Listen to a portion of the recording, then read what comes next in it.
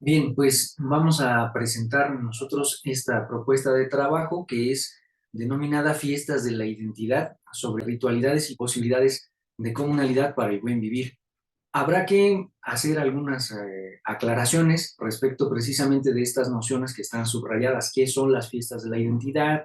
¿Por qué está vinculada esta noción a las ritualidades, a la comunalidad y el buen vivir? Serán elementos que vayamos trabajando a lo largo de la presentación. Sin embargo, sí me gustaría partir del entendido de que, bueno, las fiestas de la identidad son un programa desarrollado en la Universidad Intercultural del Estado de México, en la parte central del país, vinculado particularmente a una idea muy concreta de formación educativa universitaria que tiene que ver con la interculturalidad y dentro de ella cómo se piensa establecer una relación distinta con los conocimientos, con los saberes, con el cúmulo cultural y por lo tanto epistémico de los pueblos originarios. Entonces, en ese marco es en el que está pensada la idea de fiestas de la identidad y sobre todo también en el marco de la concepción del tiempo particular que tienen todavía los pueblos indígenas o que tenemos todavía los pueblos indígenas en la actualidad. Entonces, las fiestas de la identidad son en una manera sucinta para poder establecer un lenguaje común, una manera de acercarnos a la percepción del tiempo de nuestros saberes originarios que está vigente, pero que lo hemos tratado de llevar a un ámbito de mayor presencia dentro de la formación educativa universitaria, y voy a utilizar esta palabra, formal, curricular. Entonces, el objetivo de nuestra presentación básicamente es describir cómo la ritualidad a través de la cual se dan estas fiestas de la identidad y desde la perspectiva del buen vivir permite la potenciación de la comunalidad y el reconocimiento significativo de identidades entre los propios estudiantes de la Universidad Intercultural del Estado de México. Bien, pues para abordar este tema es preciso identificar fundamentalmente tres lugares de enunciación que tenemos para el desarrollo de estas fiestas de la identidad, para la propuesta, la generación de estas fiestas de la identidad y también para su práctica, para su realización. Entonces, nosotros en primera instancia somos danzantes de una práctica que se conoce como danza mexica aquí en México. También somos practicantes de la danza del sol y de la danza de la estrella. Esto nos ha llevado también a realizar diferentes vínculos con otras ceremonias, por ejemplo, el temazcali, y desde ahí se puede plantear un acercamiento no solo desde la práctica, desde lo individual, desde lo colectivo, sino también desde un proceso reflexivo en el ámbito de la comunicación, la interculturalidad y la transculturalidad. Entonces, estas tres dimensiones son fundamentales para el desarrollo de las fiestas de la identidad.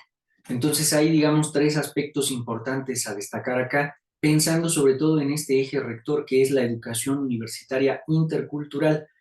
Y estos tres ejes articulan también de una manera puntual, pensamos, la noción de las fiestas de la identidad. Aquí será importante también precisar que la palabra o la noción de fiesta es fundamental porque estamos pensando en la condición potente que tiene lo lúdico, estamos pensando en que la festividad es una interrupción del continuo cotidiano que viene a establecer un momento de inversión del orden pretendido que asumimos dentro de nuestra sociedad altamente pragmática. La fiesta es un elemento disruptor en el que tiene lugar entonces otra vez cuestionarnos sobre elementos que suponemos dados, que suponemos encomiables, que suponemos inamovibles. Entonces, por eso la idea de la fiesta, y no nada más en el carácter de dispersión, digamos, sino en un carácter fundamentalmente ritual, que tiene como esa orientación. Entonces, por principio, digamos, uno de los ejes importantes es el académico, es decir, las fiestas de la identidad son un programa que necesariamente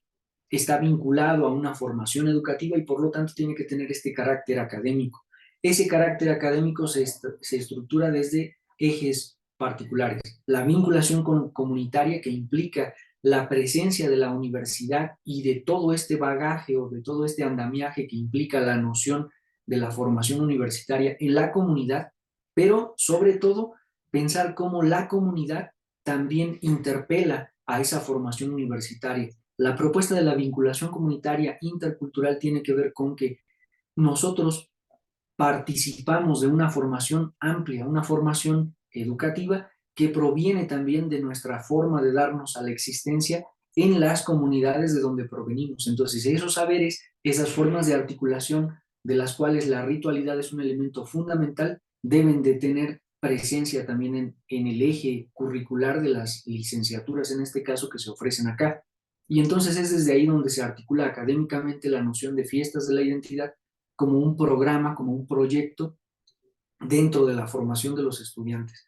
Entonces, hay, digamos, diferentes elementos que articulan también este eje de la vinculación, sobre todo, por ejemplo, la lengua originaria, dentro de las ritualidades de las fiestas de la identidad, y tiene un lugar importante y preponderante la puesta en práctica del lenguaje de las comunidades. En el Estado de México, en donde nosotros estamos, se hablan 5 idiomas originarios: Mazahua, Otomí, Náhuatl, Matlacinca y Tlahuic. Las fiestas de la identidad permiten esa participación de estos idiomas en la ritualidad que suponen y que ponen en práctica. Entonces, hay esta vinculación entre lo académico, la ritualidad, y esa ritualidad es parte fundamental para poder tejer la idea de la socialización dentro de las comunidades. Es decir, muchas de las relaciones de familiaridad, de fraternidad que se tejen dentro de nuestros entornos comunitarios tienen que ver o pasan por la estructuración ritual de cómo podemos vincularnos a nivel humano también. Y a eso le denominan o se le denomina buen vivir. Es por la ritualidad que podemos tejer también comunidad. Y es la comunidad la que le da sentido a la ritualidad. Yo puedo hacer compadre, yo puedo hacer amigo, yo puedo hacerme hermano, hermanarme con el resto de mi comunidad, precisamente y de una manera mucho más compleja, mucho más amplia y mucho más profunda también, a partir de compartir escenarios rituales, como por ejemplo acá en México las mayordomías, que no son otra cosa que hacerme cargo de ciertos deberes rituales con las divinidades para poder darnos a la realización de ciertas fiestas. Bien, pues desde esta dinámica, entonces, las tres dimensiones, tanto el ámbito académico como lo ritual de las comunidades, pero que también sucede al interior de la Universidad Intercultural del Estado de México, da posibilidades de atención, de práctica, de observación, pero también de estudio, de análisis y, por supuesto, de investigación de aspectos comunitarios, de aspectos que no solamente pueden ser considerados desde el ámbito lógico o digamos, desde acercamientos de la investigación, sino también vivencial. En ese sentido, desde el sentimiento, desde la emoción y, por supuesto, desde la colaboración y también identificación con las personas que participan dentro de esos espacios y contextos. Entonces, ya adelantábamos hace algunos minutos atrás el fin o el propósito más bien del programa universitario Fiestas de la Identidad. Y decíamos que desde el 2009 que se inician las primeras actividades de este programa universitario, se tiene como propósito reactivar significados, pero también procesos de significatividad de identidades en jóvenes, en pueblos y en entornos diversos. A partir de esta reactivación de significados se pretende reconsiderar y reflexionar sobre el ámbito no solamente individual que genera la identidad, sino también el ámbito colectivo. La identidad aquí, aunque se expresa de esta forma en singular, la identidad, más bien tiene una dimensión plural, una dimensión de conexión, de intersubjetividad, de colectividad. En ese sentido, se realizan las prácticas o las diferentes fiestas en comunidades, ya decíamos, de diferentes pueblos originarios, fundamentalmente aquí en el Estado de México, pero que también se han realizado en otros estados de la República. Y el eje rector también que nos plantea una dirección para el desarrollo de estas fiestas de la identidad se basa en el calendario mesoamericano. Un calendario mesoamericano planteado desde pues, diferentes cosmovisiones, desde diferentes pueblos originarios del país y que encuentran sintonía en una formación, digamos, en una concepción del tiempo en veintenas, que son considerados como meses, y a partir de cada uno de esos meses se celebran diferentes entidades.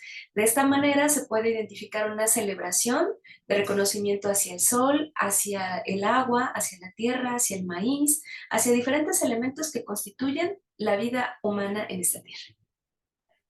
Entonces, uno de los elementos articuladores de estas fiestas de la identidad, que es eminente, bueno, no eminentemente, pero uno de los ejes, dijimos, es la ritualidad, pasa por la condición de la danza, y particularmente la danza que en México y que seguramente en otros lugares se reconoce, es denominada como danza prehispánica o danza de raigambre, prehispánica fundamentalmente. Esta danza permite, entre otras cosas, la articulación, como decíamos, del lenguaje, es decir, se utiliza y se privilegia que la enunciación o que los discursos, que las palabras que se promueven, que se pronuncian dentro de la estructura ritual, pues provienen del idioma náhuatl. Esto ha permitido a diferentes estudiantes, además, también intentar proponer desde su propio idioma originario estas enunciaciones y estos discursos. Entonces la danza es un mecanismo de reencuentro con elementos que, si bien son familiares, habían quedado como lejanos desde la práctica, porque se ven y se practica en la comunidad, pero desde los adultos, desde los ancianos, desde elementos de pronto que también funcionan como en una manera hasta cierto punto hermética y que es difícil de tener acceso a ellos porque además hay toda una carga negativa respecto de este tipo de prácticas cuando se plantean en otros entornos. Dentro de la comunidad no tiene esa carga negativa, pero cuando esos elementos salen a otros entornos, insisto, pues esta carga negativa revierte de importancia, sobre todo para tratar de distanciarnos de ellas. Cuando el estudiante se reconoce desde la práctica de la danza, desde la apropiación de una indumentaria propia, desde una indumentaria particular, en la universidad, pues esa carga negativa se empieza a reestablecer, se empieza a replantear y se asume como un elemento que nos puede permitir generar también alrededor de él cierto conocimiento y un conocimiento además que no solo se supedita a una dimensión pragmática, sino que desencadena todo un proceso filosófico, epistémico, etcétera, que nos permite establecer la importancia que tiene los conocimientos que adquirimos en las comunidades. Entonces, uno de los ejes rectores de las fiestas de la identidad es la danza. Y la danza es una recreación de una manera sintética, ¿no? Así muy a grosso modo, una recreación del cosmos, una recreación del universo. Es una potencia, es establecer potencialmente la posibilidad de cómo se originó el mundo en el que habitamos y cómo estamos conminados, estamos siendo llamados constantemente a encontrar nuestro lugar en el mundo. Y ese es el escenario, digamos, que se plantean las danzas prehispánicas. En la Universidad Intercultural del Estado de México y para el desarrollo concretamente de este programa universitario de Fiestas de la Identidad ha sido fundamental el papel que ha jugado el grupo de danza Calpulitlatlauxucoatl, que algunos de sus elementos los alcanzan ustedes a ver aquí en una de las fotografías que tenemos en pantalla.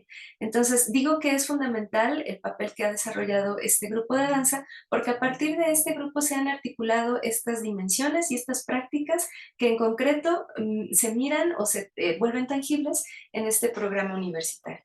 Entonces ya explica Edwin un poco acerca del entorno de esta danza y una segunda dimensión se encuentra también en una ceremonia que es, digamos, complementaria, pero que también es una dimensión, digamos, distinta relacionada con la danza, que es el temazcali. El temazcali y en tercer lugar el tlalmanali o la ofrenda. El temazcali entonces es una práctica de ceremonial también, pero que tiene relaciones también con la salud. Entonces, dentro de esta ceremonia, dentro de esta práctica ritual, pues pueden participar tanto estudiantes como personas de la comunidad, como mismos profesores, etcétera. Es una ceremonia abierta a todas las personas que estén interesadas o que tengan cierta necesidad para asistir a ella. Entonces, dentro de las fiestas de la identidad, pues ha jugado también un papel importante esta ceremonia, el temazcali, al igual que el tlalmanali, o la generación de diferentes altares o de ofrendas. Como ustedes pueden ir notando, hay una importancia fundamental del idioma, es decir, todas estas prácticas, a excepción de la danza, que no pusimos el nombre propiamente en náhuatl, porque además en la danza sucede un caso extraño a diferencia del temazcal y del tlalmanali. En la danza el nombre originario casi no es utilizado para efectos de su difusión. Sin embargo, en el temazcal no hay otra manera de llamarlo, y el tamanali tampoco estrictamente, ¿no? O sea, se le puede decir ofrenda, pero en México cuando uno dice ofrenda, casi se asocia de manera automática a la ofrenda de los días de muertos. El tlalmanali no tiene esa función, sino más bien tlalmanali implica como aquello que brota de la tierra, aquello que florece dentro de la tierra, es una condición también para ponernos, por decirlo de algún modo, un ejemplo de cómo nosotros podemos ubicar nuestro quehacer en el mundo, florecer, establecer ese crecimiento, establecer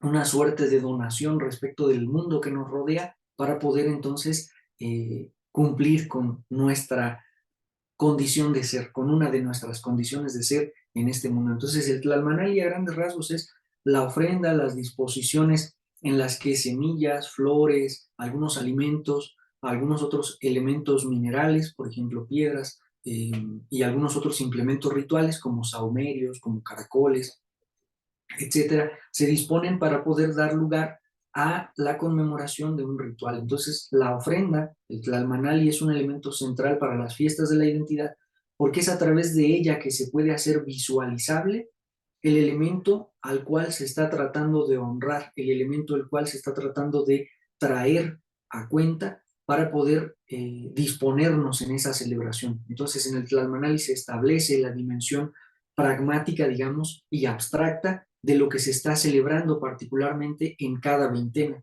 Ustedes pueden ver, por ejemplo, todos los tlalmanalis que tenemos en las imágenes, a excepción del de la parte central, son águilas. Entonces estamos celebrando ahí diferentes momentos de disposición del sol, una veintena en particular. Hablaremos de eso un poco más adelante. Bien, pues habrá que señalar también que en torno a la gestación y el desarrollo de las fiestas de la identidad, así como la Universidad Intercultural ha sido la cuna, el vientre donde se ha gestado este programa, y que ya decíamos hace un minuto que para el ejercicio también de este programa universitario, el Calpulli de Danza Tlatlauxucoat ha también tenido un papel importante. La Fundación Cultural Camino Rojo, que es una asociación civil sin fines de lucros, ha tenido también un papel bastante importante, bastante fundamental, porque a partir de él se han recuperado y se han logrado concretar diferentes relaciones, no solamente con instituciones, sino también con algunas otras comunidades para la implementación y para la ejecución al final de estas prácticas ceremoniales. Entonces, en conjunto con esta fundación, se han podido concretar diferentes fiestas a lo largo del año.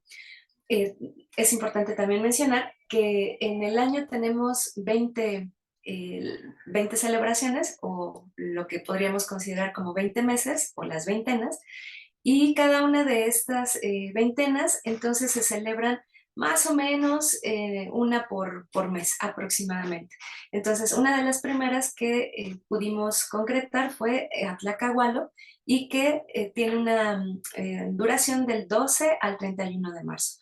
Esta veintena tiene como finalidad honrar las aguas, las primeras aguas que se gestan y que abren el camino para el inicio del nuevo año. Habrá que decir que el 12 de marzo, en esta fecha, inicia el calendario mesoamericano para muchas de las culturas todavía hoy en día que están vivas dentro del país, celebran el inicio de año en esa fecha. Entonces, durante esta veintena, se tiene como propósito, a partir de una ceremonia que es la danza del sol, la búsqueda de visión, pues celebrar, honrar la energía fecundadora del agua que se dispone para abrir el camino del año a nuestra vida. No celebramos, digamos, cada una de las veintenas porque son, insisto, el calendario gregoriano, por ejemplo, se divide en 12 meses, el calendario mesoamericano tiene 18 meses de 20 días y un mes pequeño que tiene únicamente 5 días. En tiempos anteriores, en tiempos prehispánicos propiamente, esas celebraciones y cada uno de los meses implicaba una celebración particular. Hoy en día, estas celebraciones, algunas de ellas que todavía perviven, están dentro de este fenómeno del sincretismo, detrás de celebraciones de orden también religioso, sobre todo católico. Algunas de las ceremonias que nosotros realizamos dentro de este programa coinciden con esas celebraciones religiosas. Sin embargo, hay otras que hemos propuesto en aras precisamente de reconfigurar los elementos que pueden resultar significativos para la apropiación de diferentes elementos que permitan construir nuestras identidades. Entonces, una de ellas es esta también del Tlacaxipehualistli, que literalmente significa el cambio de la capa superficial de la Tierra y que sucede en el mes de abril más o menos del calendario gregoriano. Muchas de estas celebraciones pasan por la ritualidad, insisto, de la danza y del temazcal, fundamentalmente porque en la danza y el temazcal se establece una noción, podemos considerarlos como rituales de paso, es decir, circunstancias que nos permiten o nos enfrentan a cierto acontecer que nos hace cambiar de condición, cambiar de modo de ser. Estamos en un lugar y después de participar al ritual se propicia movernos, encontrar nuestro lugar. La danza en el movimiento que propone del cuerpo implica precisamente ese cambio constante y permanente del lugar, implica una suerte de devenir, una suerte de estar siendo. Esto es bien interesante porque hoy es central en esta dinámica, porque la idea de vida, de existencia en el náhuatl se pronuncia o se dice nemilistli. Nemilistli es andar, estar andando constantemente, no en un sentido de, pues ya tenemos la vida y ahí nos ubicamos y nos establecemos en ella, más bien es una cuestión constante de estar en tránsito. Por eso la danza implica ese movimiento y por eso es tan significativa para poder propiciar esta comprensión. Lo mismo ocurre con el temazcal. Bien, la siguiente veintena que celebramos se denomina Tosostontli y durante esta celebración, que abarca más o menos del 21 de abril al 10 de mayo, elegimos una fecha también que va en resonancia o en concordancia con algunas de las celebraciones realizadas ya de hecho en algunas comunidades y pues durante esta veintena hemos tenido la oportunidad de realizar algunas ofrendas. Por ejemplo, ahí ustedes alcanzan a ver una laguna. Este es el centro del volcán Xinantécatl, que se encuentra ubicado en el municipio de Toluca, aquí en el Estado de México. Entonces, en compañía de diferentes hombres, mujeres, niños, personas también de la tercera edad, pues nos damos a la tarea de organizar este conjunto, este colectivo y adentrarnos en el espacio sagrado de este volcán, de esta laguna y realizar algunas ofrendas, algunos cantos. Se realiza también, previo a esto, una ceremonia, le llamamos de velación, que nos lleva prácticamente toda la noche y que tiene como propósito justamente identificar estos momentos importantes de conexión que nos refieren a nuestra relación de vida del ser humano con ese entorno y con los elementos que nos provee finalmente este volcán, que en esencia es principalmente el agua, y del agua pues toda la vida que ella deriva. Entonces, la siguiente veintena es Huaytosostli. Estas veintenas, digamos, recuperan lugares y recuperan prácticas que son ancestrales y que permanecen, insisto. No es como algo que se esté tratando de reconfigurar, sino más bien se va a la búsqueda, al encuentro, a la recuperación de esos espacios. El volcán Xinantécatl, que es el más alto de la meseta, digamos, o del valle de Ixtlahuaca, lugar de origen de los pueblos mazahuas, de los pueblos matlacincas, de los pueblos otomíes, y del pueblo tlahuica, es el más alto de toda esta región, ¿no? Evidentemente, el volcán más alto en México está en Veracruz y el segundo más alto está en la Ciudad de México, seguramente lo conocen, es el volcán Popocatépetl y el Iztaccíhuatl. El Xinantécatl, digamos, está dentro de los 10 montes, dentro de las 10 montañas más altas y hay registros arqueológicos que dan cuenta de las peregrinaciones que se han hecho históricamente y que todavía hacen muchos pueblos de alrededor para poder honrar esa agua, porque esa agua es la que alimenta al valle y la que propicia además también el nacimiento de uno de los lugares más importantes en términos de abastecimiento de agua para toda esa zona, que es la laguna del Chignahuapan, origen del río Lerma, hoy desafortunadamente súper contaminado.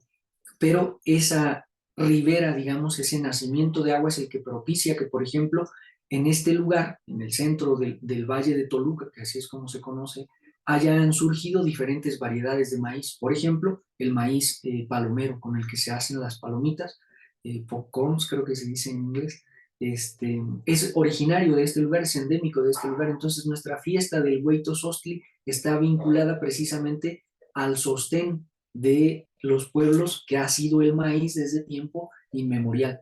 Y entonces en esta fiesta del Hueytosostli se dedica precisamente a esta entidad. Ustedes tienen las imágenes de las ofrendas que son elaboradas a partir de maíces de diferentes colores, precisamente a dos de las entidades más importantes en cómo se piensa todavía míticamente al maíz. Chicomecoatl, que es la primera imagen arriba a la izquierda, y la imagen del centro, que es Centeotl. Centeotl significa la energía del maíz. Estamos habituados además a pensar en estas entidades como divinidades. Sin embargo, más bien son propiedades a partir de las cuales podemos pensar mejor cómo es que están caracterizadas aquellas cosas a las que nos queremos referir. En este caso, el maíz. Centeot no es el dios del maíz, Centeot es la energía que el maíz provee a aquello hacia lo cual se transforma, a la tortilla y después al ser humano, a los elotes y después al ser humano, pero además a los animales, pero además al campo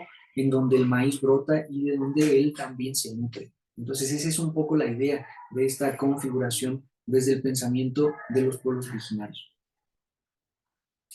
La siguiente, perdón, la siguiente veintena que nosotros celebramos se denomina Toshkat y que va del 31 de mayo al 19 de junio. Durante esta veintena, que se conoce como la celebración o en la época en donde se comen cosas secas, se honra la energía del agua. Y en ese sentido, hemos hecho diferentes celebraciones y ofrendas a espacios donde se encuentran ríos, lagos, lagunas, pero en concreto en esta primera imagen que ustedes tienen en pantalla alcanzan a ver un tendido hecho a partir de diferentes cuarzos. Y estos cuarzos pues tienen una carga además de emotiva, una carga simbólica también, no solo ahora en la actualidad, sino también desde tiempos pues anteriores, ¿no? Para diferentes culturas, no solo de México, sino, pues me atrevo a decir, a lo largo de todo el mundo. Y es que el cuarzo como una entidad mineral, si comprendemos y si sabemos un poco más de su composición física y química, nos encontramos que es agua cristalizada.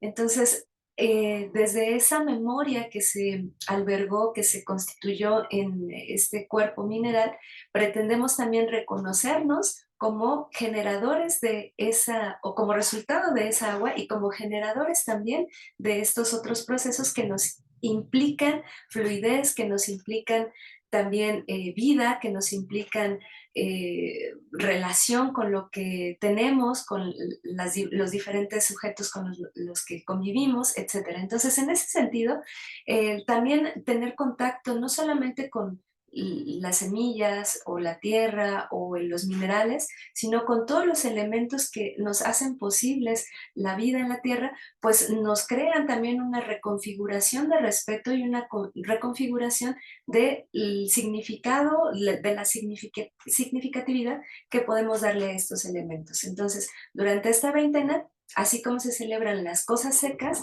se honra también en ese sentido la presencia del agua. Cada una de las celebraciones, digamos, va implicando también en diferente medida estas articulaciones rituales de las cuales hablábamos. Es decir, en ocasiones hay danza, en ocasiones hay peregrinación, en ocasiones hay temazcal, en ocasiones hay velación. Entonces, cada una involucra un tipo de ritualidad distinta en función de aquello a lo que se está tratando de honrar y aquello de lo que estamos tratando de admirarnos, porque al final de cuentas el propósito o uno de los propósitos de nuestras ritualidades implica establecer y no perder la capacidad de admiración que podemos tener respecto del mundo en el que habitamos, que es una de las condiciones que nos instalan, por ejemplo, en las sociedades modernas, en nuestro desencuentro con el mundo. Como ya no somos capaces de extrañarnos ni de admirarnos del mundo, pues entonces lo hemos instaurado como una herramienta, como un instrumento que está al servicio, como un recurso del cual podemos echar mano. Si mantenemos el asombro, si mantenemos la admiración, podemos concebirlo como una entidad viva, como una entidad divina, con la cual necesitamos fraternizar, no controlar, no establecer en términos de acumulación o de explotación.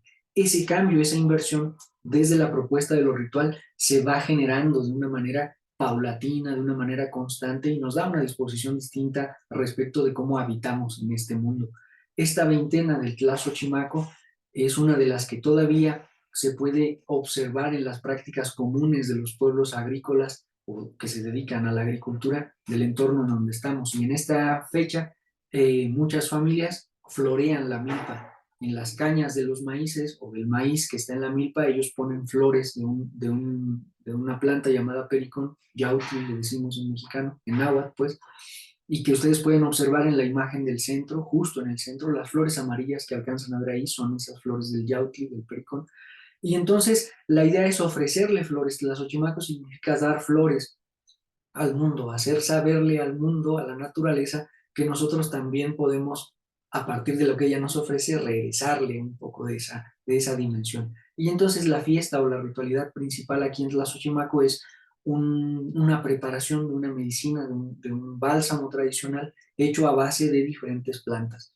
Es una velación toda la noche en la que se disponen de una manera ritual las plantas y después se maceran el alcohol para poder potenciar, digamos, algunas de sus propiedades curativas. Esta celebración va del 19 de agosto al 7 de septiembre.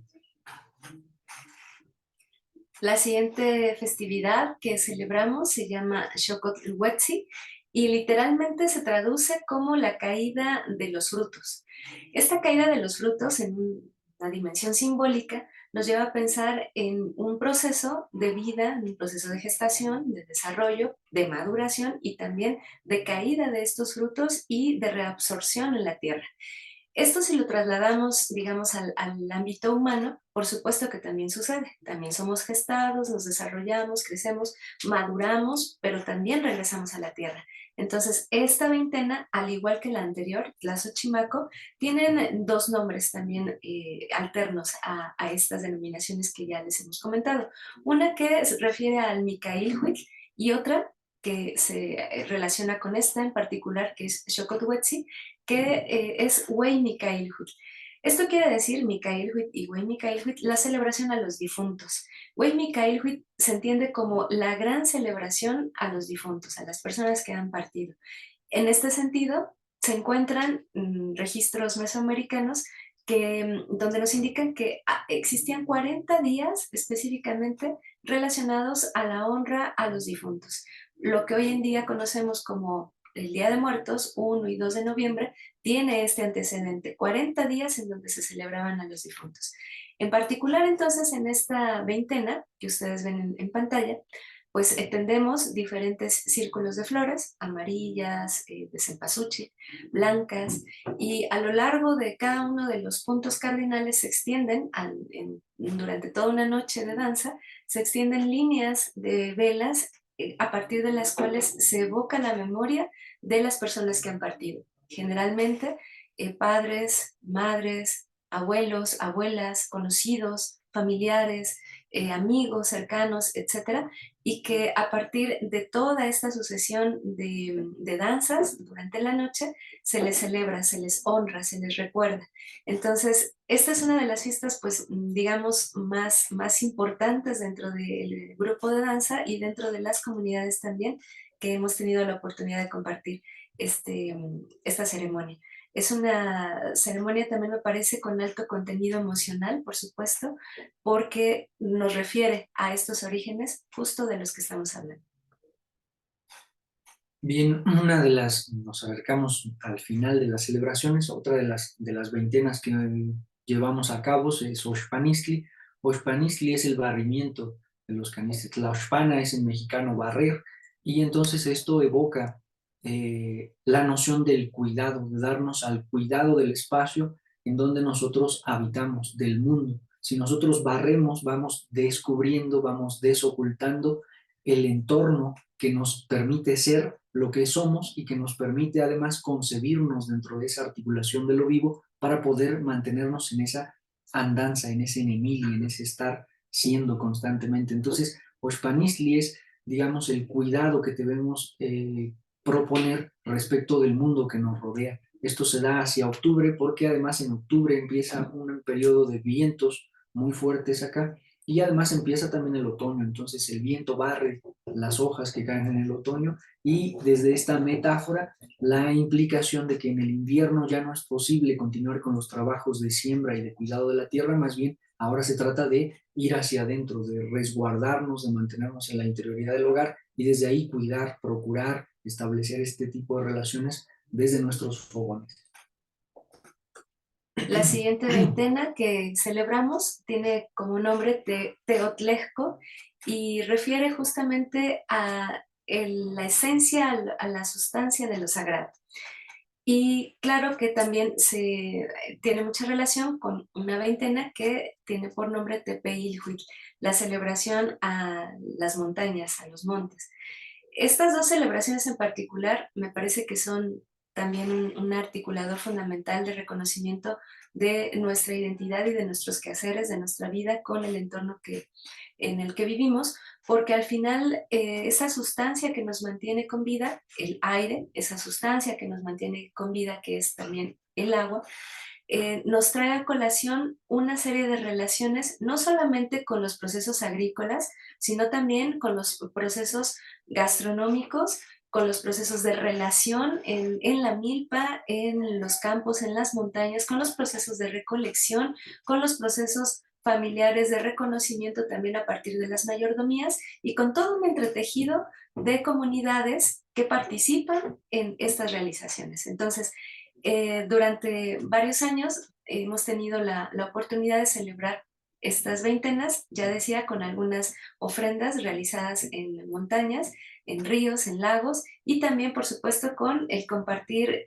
parte de estas ceremonias desde el centro de las comunidades originarias. Una de las fotografías que ustedes alcanzan a ver aquí en pantalla, en la esquina inferior izquierda, es una celebración que hicimos con un grupo originario que se denomina como Piekhaco o comúnmente conocido como Tlahuica y que en tierras muy cercanas se encuentran las lagunas de Zempoala, unas lagunas que alimentan mucho del lugar del sur del Estado de México y parte también del Estado de Morelos. Bien, las veintenas que se acercan, digamos, al final del calendario gregoriano tienen, como decíamos hace un momento, la particularidad de que implican un ejercicio de introspección. En la concepción del tiempo que está vigente, digamos, que no se utiliza como un calendario corriente, pero que está vigente en la disposición de las comunidades hacia la tierra, hacia el mundo, hacia la naturaleza, se distinguen dos etapas exclusivamente, la temporada de lluvias y la temporada de secas, que corresponde al otoño y al invierno. Y en la temporada de secas los trabajos de la milpa se suspenden porque es cuando empieza la colecta, la cosecha y el resguardo de esas semillas. Entonces, las fiestas que señala el calendario mesoamericano tienen que ver mucho con esta idea de la introspección. Que Choli es la veintena de los flamingos, es cuando llegaban los flamingos a la laguna de Texcoco, al gran lago en donde se ubicaba Tenochtitlán, y entonces era la temporada en la que se colectaban plumas, pero las plumas no solo como un elemento de atesoramiento del objeto, digamos, sino como una metáfora de esta condición espiritual, de esta condición sutil, de cómo podemos nosotros entender el florecimiento en otros seres que no son vegetales, sino que son animales y que a través del desprendimiento de esa capa de hermosura implica entonces un ir hacia su interior, ¿no? Para poderse desprender de todo esto que los abruma y que aparentemente los constituye, pero que también, digamos, es temporal.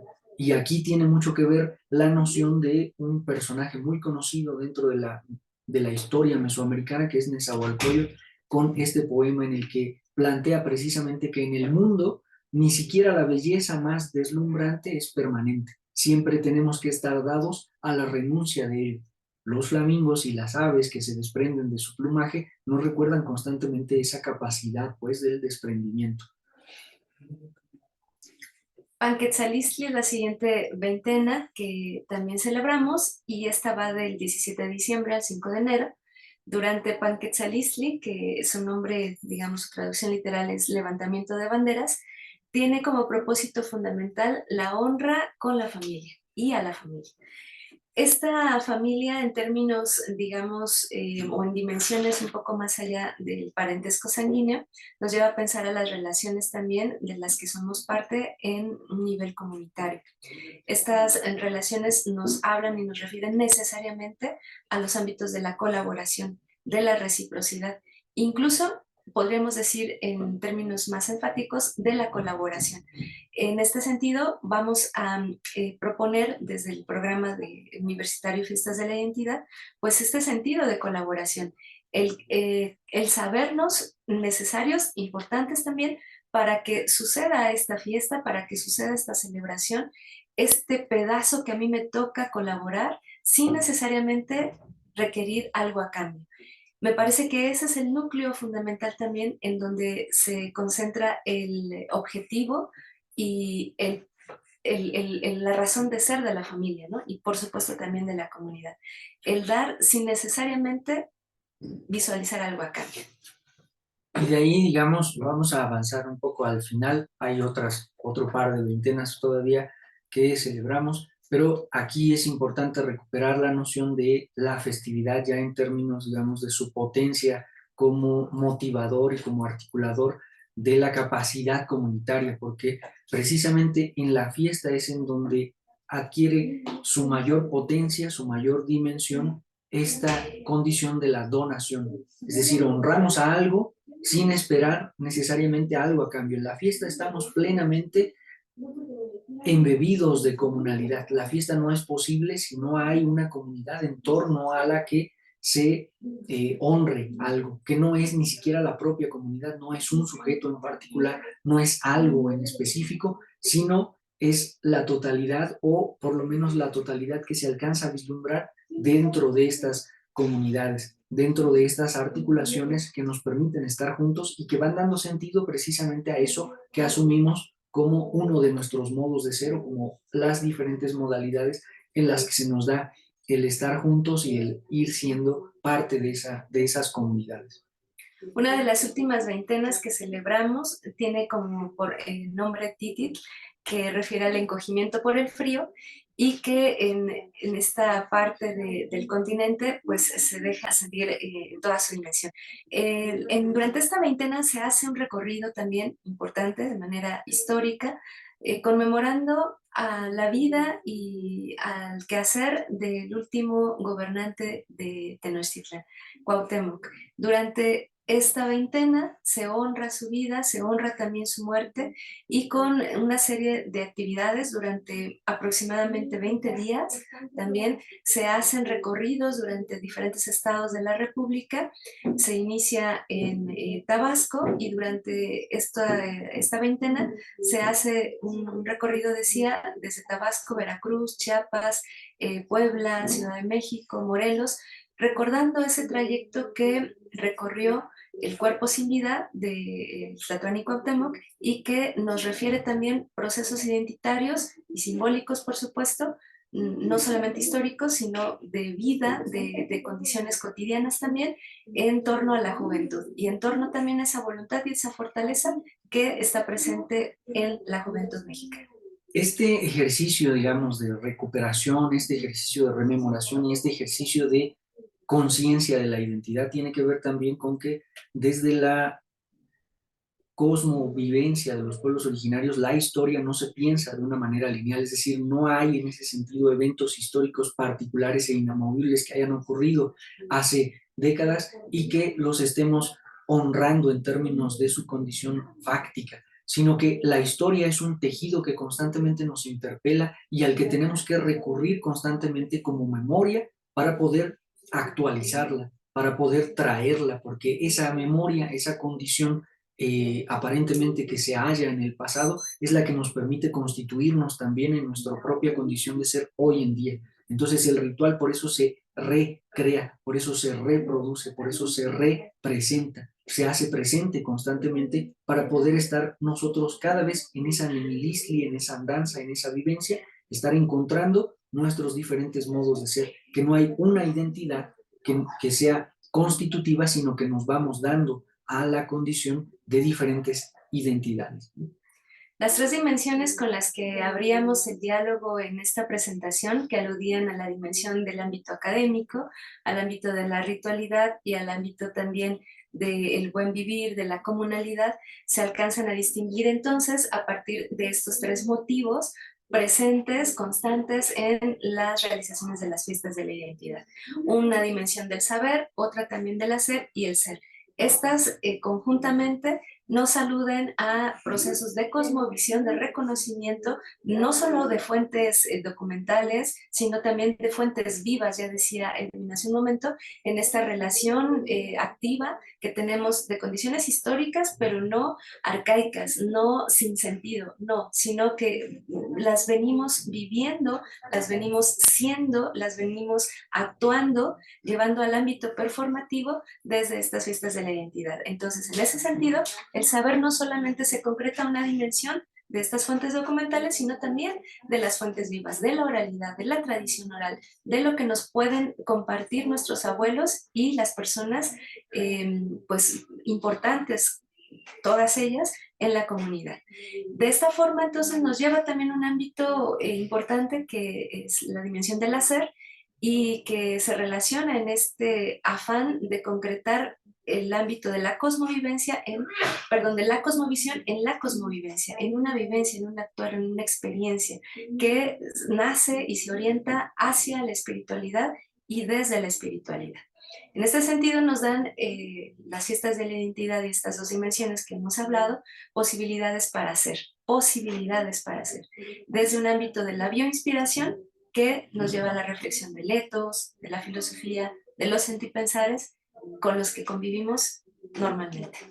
Entonces, este ser, esta condición de habitar, esta condición de compartir con el mundo, establece una condición fundamental que es propia de los pueblos originarios, fundada en la cosmovivencia y en cómo la naturaleza, la vida, el mundo de la vida, inspira la noción de nuestros potenciales de ser. No hay un ser último al que uno aspire y trate de alcanzar, sino que vamos siendo, vamos deviniendo. Esa es la idea del Nemilistli, de la noción de vida o de existencia desde el idioma mexicano, por ejemplo.